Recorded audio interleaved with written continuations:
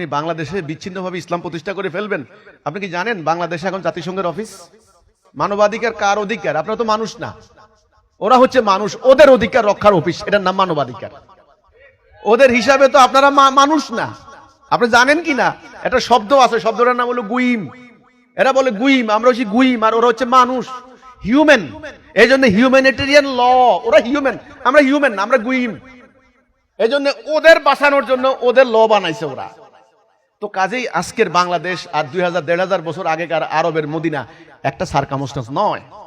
রাসূলুল্লাহর আদেশ নির্দেশে পুরা আরব সমাজ 23 বছরে ইসলাম কায়েম হয়েছে।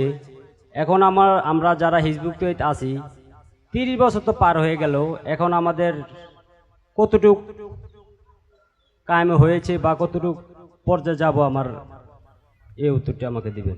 আপনি যে বললেন না 30 বছর, আপনার কাছে মনে হচ্ছে 30 বছর, তাই না? জি। কিন্তু বিশ্বাস করেন আমার কাছে মনে হচ্ছে যেন এখনই মাত্র শুরুই করতে পারলাম না।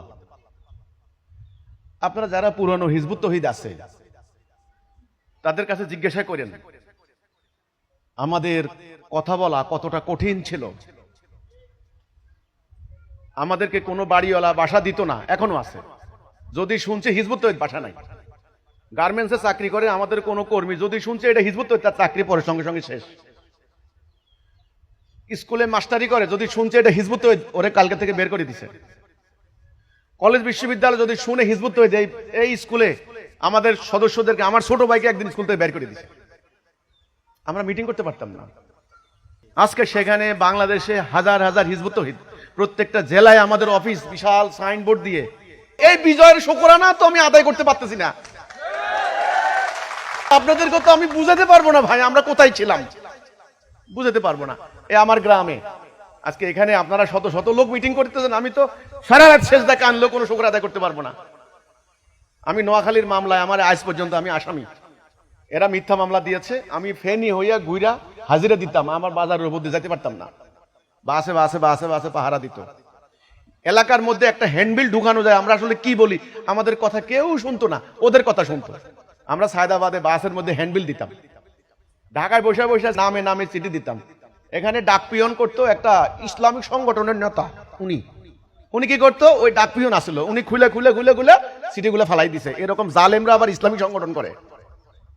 কি যে কষ্ট হয়েছে আমাদের কল্পনা করতে পারবেন না। এখন আপনি বলেন সেটা রাসূলুল্লাহর সময়, রাসূলুল্লাহ 23 বছর পরে যাইয়া একটা সার্কামস্টেন্স হয়েছে, যুদ্ধ করেছেন। যুদ্ধ করার পরে 12.5 লক্ষ বর্গ মাইল এলাকা দিন প্রতিষ্ঠা হয়েছে। আজকে দাজ্জালের এই যুগে সারা বিশ্বটা এখন একটা গ্রামের মতো। আপনি বাংলাদেশে বিচ্ছিন্নভাবে ইসলাম প্রতিষ্ঠা করে ফেলবেন। আপনি কি জানেন বাংলাদেশে এখন জাতিসংঘের অফিস? মানবাধিকার কার অধিকার? আপনারা তো মানুষ না, ওরা হচ্ছে মানুষ, ওদের অধিকার রক্ষার অফিস, এটার নাম মানবাধিকার। ওদের হিসাবে তো আপনারা মানুষ না। আপনি জানেন কি না একটা শব্দ আছে, শব্দটার নাম হলো গুইম।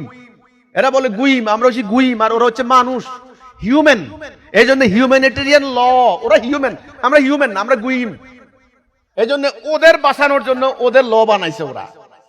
তো কাজেই আজকের বাংলাদেশ আর 2000-1500 বছর আগেকার আরবের মদিনা একটা সার্কামস্টেন্স নয়। এখন হিজবুত তৌহিদ আল্লাহর দিন, আল্লাহর প্রতিষ্ঠা করবেন আল্লাহ। মনে রাখবেন পুরো প্রস্তুতি আপনাদেরকে এখন নিতে হবে। আপনারা এখন আল্লাহ দেখতে চান কতখানি ধাক্কা আপনারা সামলাতে পারেন, কতখানি চাপ আপনারা নিতে পারেন। সমস্ত বিশ্বের বিরুদ্ধে আপনারা দাঁড়িয়েছেন। ওই মজবুতি যেদিন হয়ে যাবে সেদিন আপনি বিজয় খালি নিয়ে যাবেন এমনি এমনি।